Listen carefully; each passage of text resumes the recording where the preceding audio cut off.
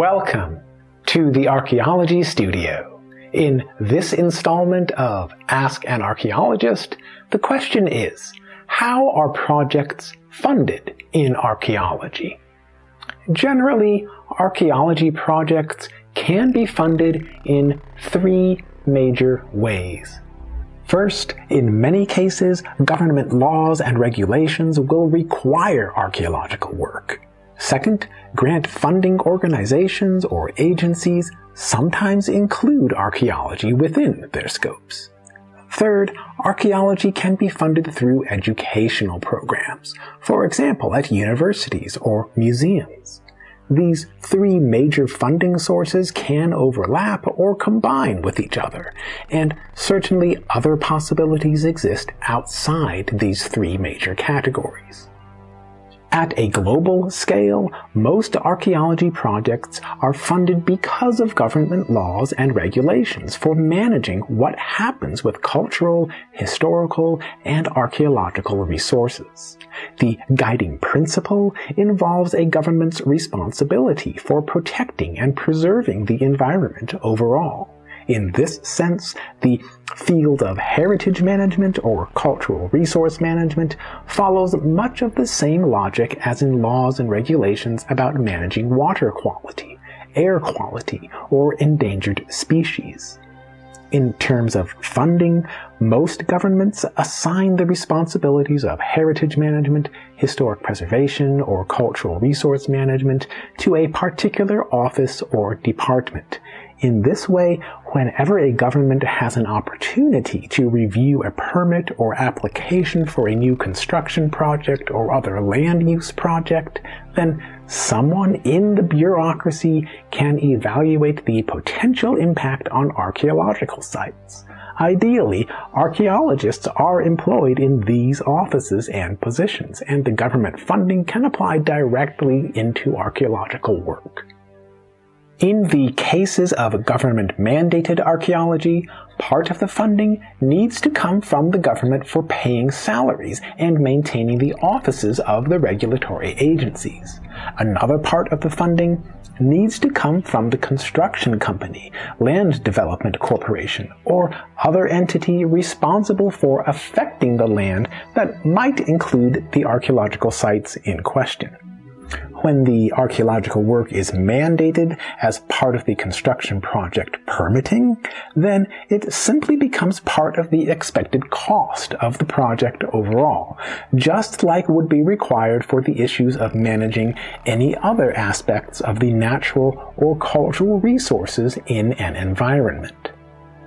The government-mandated projects typically involve private contractors or subcontractors who provide their professional services at a cost, paid by the land developing entity.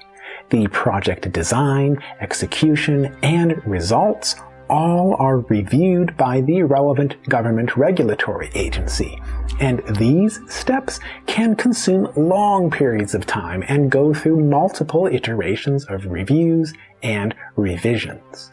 Currently, most government systems include guidelines for licensing or permitting the archaeology contractors in the private sector.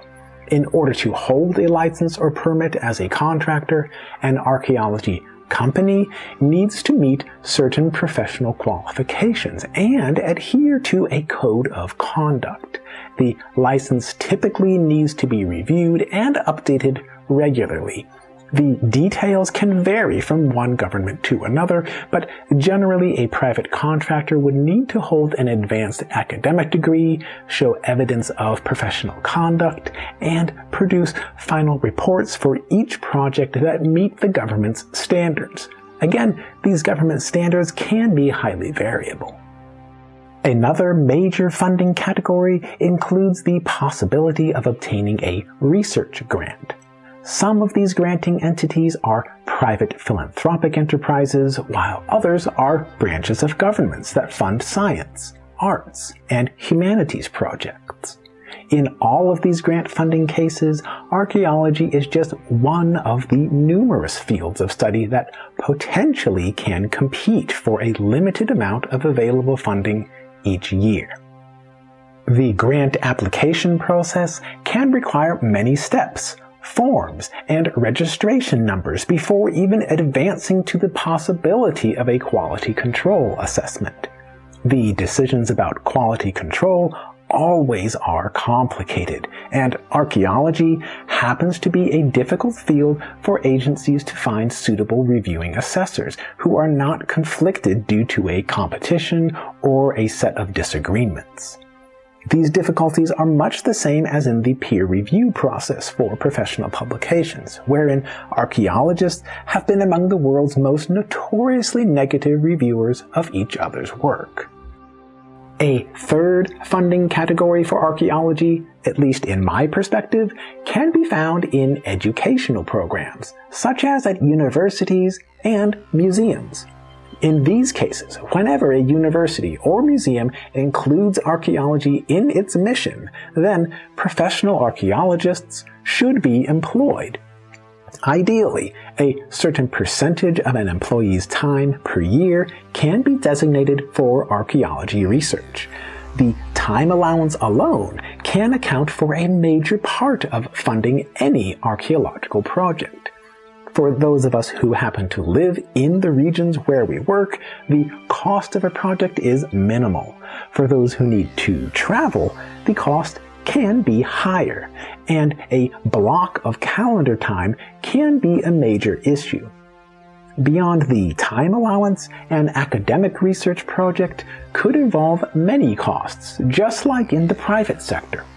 Workers need to be paid, equipment needs to be purchased, and specialized services such as radiocarbon dating need to be settled. For those of us who like to be personally involved in all aspects of a project, the cost actually is quite small because it involves our own personal time and scheduling. If a university or museum already is equipped with office space, then the costs of data analysis and processing can be minimized.